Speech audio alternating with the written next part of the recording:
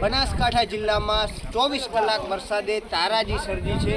અત્યારે વરસાદે તો વિરામ લઈ લીધો છે, પરંતુ હજુ સુધી વાવ તાલુકો હોય, સોયગામ તાલુકો હોય, તમામ ગામોના પાણી ઓસર્યા નથી।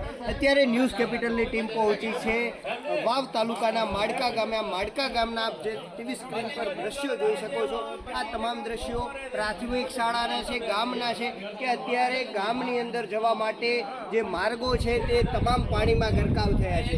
જો વાત કરવામાં આવે તો સરપંચ અત્યારે આક્ષેપ કરી રહ્યા છે, સ્થાનિક લોકો અત્યારે આક્ષેપ કરી રહ્યા છે કે અત્યારે કોઈ વહીવટી તંત્ર હોય, અહીંના સ્થાનિક ધારાસભ્ય હોય, કોઈએ પણ મુલાકાત લીધી નથી। જ્યારે ચૂંટણી આવે છે ત્યારે અહીંયા આખું મંત્રી મંડળ આવે છે, પરંતુ જ્યારે સ્થાનિક પ્રશ્નો હોય, અત્યારે જે પૂરની પરિસ્થિતિ સર્જાઈ છે ત્યારે કોઈ પણ ધારાસભ્ય હોય, સ્થાનિક વહીવટી તંત્ર હોય, કોઈએ પણ ગામની મુલાકાત લીધી નથી। સૌથી પહેલાં ન્યૂઝ કેપિટલ અત્યારે વાવ તાલુકાના માડકા ગામે પહોંચ્યું છે। અત્યારે માડકા ગામના 200થી વધુ પરિવારો પાણીમાં ગરકાવ થયા છે।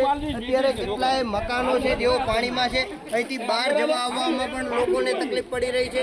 સાથે જો વાત કરવામાં આવે તો અહીંના સરપંચ દ્વારા બિસ્કિટ અને ફૂડ વિતરણની પણ કામગીરી હાથ ધરવામાં આવી છે। અહીંના યુવાનો છે તેઓ ફૂડ વિતરણ કરી રહ્યા છે, પાણીમાં જે લોકો ફસાયા છે તે લોકોનું પણ રેસ્ક્યુ કરી રહ્યા છે। એટલે ક્યાંક વહીવટી તંત્ર પણ નિષ્ક્રિય હોય તેવા દ્રશ્યો સામે આવી રહ્યા છે, કારણ કે 3 દિવસથી સતત વરસાદ હતો। વરસાદની અંદર વાવ સોયગામના કેટલાય ગામડાઓ પાણીમાં ગરકાવ થયા હતા, પરંતુ અત્યાર સુધી વહીવટી તંત્ર વાવ તાલુકાના માડકા ગામ સુધી પહોંચી શક્યું નથી। એટલે ક્યાંક વહીવટી તંત્ર નિષ્ક્રિય હોય તેવું લાગી રહ્યું છે।